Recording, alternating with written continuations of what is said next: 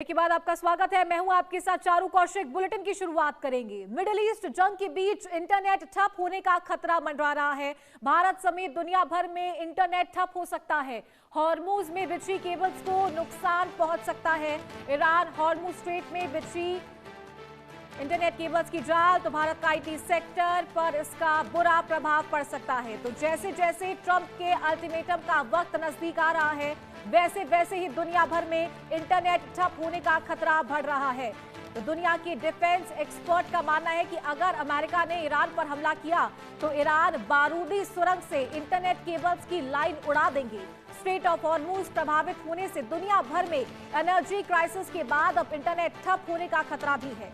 और इसकी वजह है कि हॉर्मुज रूट से न केवल दुनिया का 20% कच्चा तेल और 25% एलएनजी गुजरती है, बल्कि इस रास्ते के नीचे इंटरनेट केबल्स भी बिछी हुई है। अगर इस क्षेत्र में तनाव बढ़ता है या केबल्स को नुकसान पहुंचता है तो भारत समेत पूरी दुनिया में इंटरनेट की स्पीड स्लो हो सकती है। एक्सपर्ट्स का मानना है कि ये इलाका सिर्फ एनर्जी चोक पॉइंट नहीं बल्कि एक डिजिटल चोक पॉइंट भी है। तो बिल्कुल सिर्फ और सिर्फ खतरा पूरे दुनिया में सिर्फ इस बात का नहीं है कि एनर्जी शटडाउन हो सकता है, यानी कि एनर्जी क्राइसिस पूरे देश भर में, पूरे दुनिया भर में देखने को मिल सकता है, बल्कि इस बात की चर्चा लगातार हो रही है अगर स्ट्रेट ऑफ हॉर्मुज पर हमला होता है तो जो फाइबर केबल्स, जो इंटरनेट की तार यहाँ पर नीचे बिछी हुई हैं, उस पर भी हमला होगा तो दुनिया भर में इंटरनेट ठप हो सकता है। इंटरनेट की जो स्पीड है वो स्लो हो सकती है। और बात करें भारत की तो भारत के आईटी सेक्टर पर इसका बड़ा असर देखने को मिल सकता है। तो मिडिल ईस्ट जंग के बीच इंटरनेट ठप होने का खतरा मंडरा रहा है। भारत समेत दुनिया भर में इंटरनेट ठप हो सकता है। हॉर्मुज में बिछी केबल्स को नुकसान पहुंचा सकता है ईरान। हॉर्मुज स्ट्रेट में इंटरनेट केबल्स का जाल बिछा हुआ है, जिससे दुनिया भर में इंटरनेट की स्पीड स्लो हो सकती है, इंटरनेट ठप हो सकता है। तो एनर्जी क्राइसिस के साथ साथ आईटी सेक्टर को भी बड़ा नुकसान पहुंच सकता है। तो यानी कि सिर्फ दुनिया का 20% कच्चा तेल ही नहीं, 25% एलएनजी ही नहीं, बल्कि जो इंटरनेट है वो भी यहां से फ्लो होता है। केबल्स का जाल इस हॉर्मुज स्ट्रेट के नीचे बिछा हुआ है और इंटरनेट बंद हो सकता है।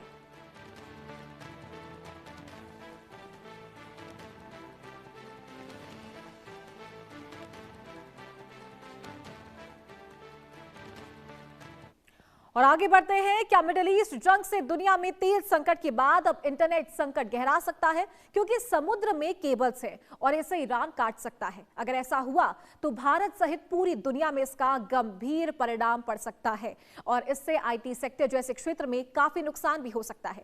साथ ही दूसरी मुश्किलें भी खड़ी हो सकती है। एक रिपोर्ट देखिए। ईरान से जंग के बाद तेल संकट से बड़ा इंटरनेट पर खतरा। भारत समेत दुनिया भर में इंटरनेट लॉकडाउन। जंग से हॉर्मुज में बिछी केबल्स को नुकसान की आशंका।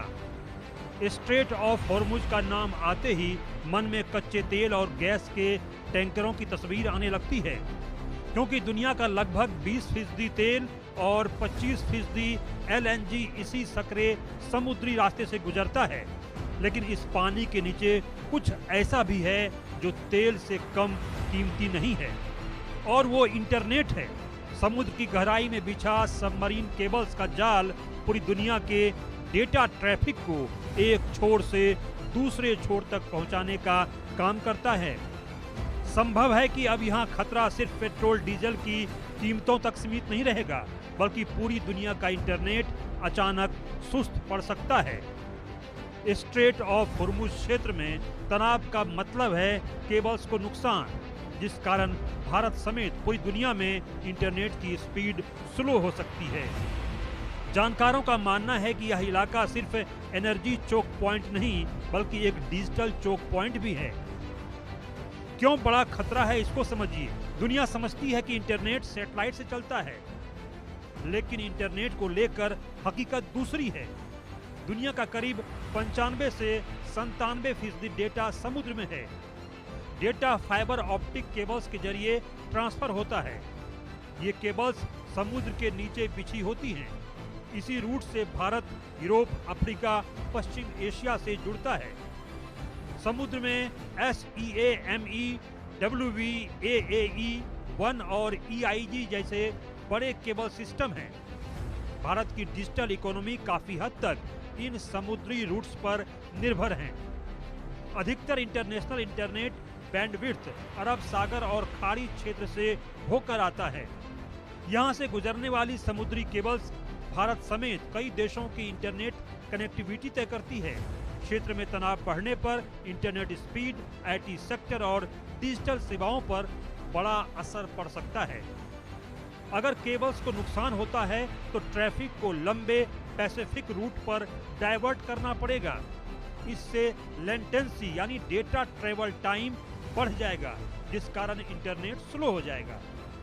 यूट्यूब, इंस्टाग्राम और नेटफ्लिक्स जैसे प्लेटफॉर्म्स पर बफरिंग बढ़ जाएगी। वीडियो कॉल और क्लाउड सर्विस में भी दिक्कतें आ सकती हैं। इस वजह से 23.48 लाख करोड़ के IT सेक्टर पर असर पड़ सकता है, क्योंकि अमेरिकी और यूरोपीय क्लाइंट्स के साथ रियल टाइम कनेक्टिविटी इसी लो लेटेंसी नेटवर्क पर टिकी है।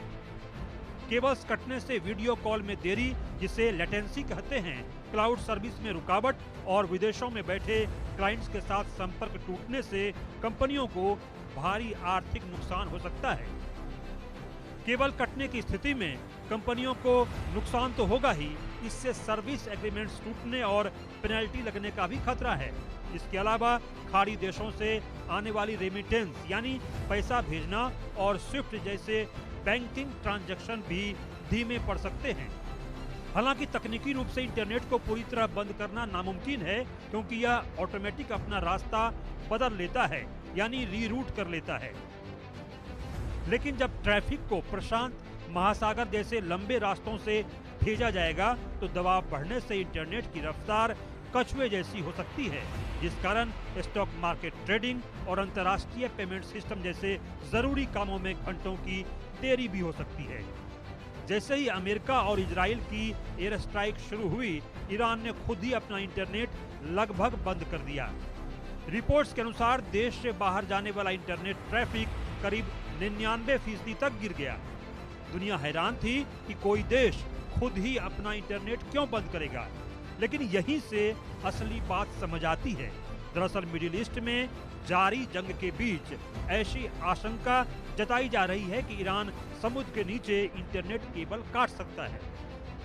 हालांकि ईरान के पास अपना एक अलग नेटवर्क है, जिसे नेशनल इंफॉर्मेशन नेटवर्क यानी NIN कहा जाता है। यह एक घरेलू इंटरनेट सिस्टम है जो इस तरह बनाया गया है कि अगर ग्लोबल इंटरनेट बंद भी हो जाए तो देश के अंदर जरूरी सेवाएं चलती रहें। इसमें सरकारी वेबसाइट, बैंकिंग सिस्टम और जरूरी संचार बिना रुकावट के काम करते रहते हैं। लेकिन जिस तरह से जंग में तनाव बढ़ रहा है, उससे ये आशंका भी है कि ईरान इन केबल्स को नुकसान भी पहुंचा सकता है। Bureau report, India news. तो भारत के लिए क्या बड़ा खतरा है वो आपको ग्राफिक्स के जरिए समझाते हैं। जो स्थिति फिलहाल युद्ध की बनी हुई है, एनर्जी क्राइसिस तो है ही साथ दुनिया भर में इंटरनेट प्रभावित हो सकता है अगर स्ट्रेट ऑफ हॉर्मुज पर हमला यहां पर अमेरिका के द्वारा किया जाता है। ग्राफिक्स के जरिए आपको समझाते हैं कि समुद्र के नीचे से 97% ग्लोबल डेटा गुजरता है। फाइबर ऑप्टिकल जो केबल्स है वो यहां पर बिछाए गए हैं। ये केबल समुद्र के नीचे बिछी होती है, जो कि स्ट्रेट ऑफ हॉर्मुज के नीचे बिछी हुई है। भारत को यूरोप, अफ्रीका और पश्चिम एशिया से जोड़ने वाली केबल्स इसी रूट से गुजरती है।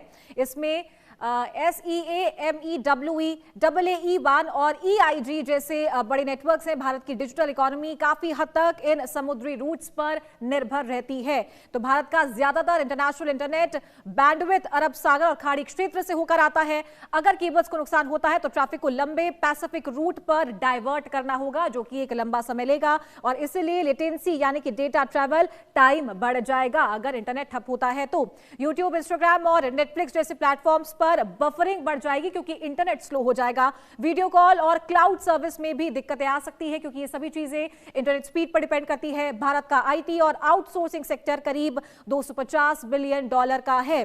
अमेरिकी और यूरोपीय क्लाइंट्स के साथ real time connectivity low latency network पर ही टिकी हुई है। साथ ही केबल कटने की स्थिति में कंपनियों को भारी नुकसान भी हो सकता है और जिससे सर्विस एग्रीमेंट्स टूटने और पेनल्टी लगने का डर बढ़ जाएगा। तो खाड़ी देशों से आने वाली रेमिटेंस और स्विफ्ट जैसी बैंकिंग ट्रांजैक्शन भी धीमे पड़ सकते हैं। तो दुनिया का करीब 95 से 97 डेटा फाइबर ऑप्टिकल्स के जरिए ट्रांसफर होता है और ये केबल्स समुद्र के नीचे बिछी हुई हैं। स्ट्रेट ऑफ हॉर्मुज के नीचे ये केबल्स बिछी हुई है। और आगे बढ़ते हैं।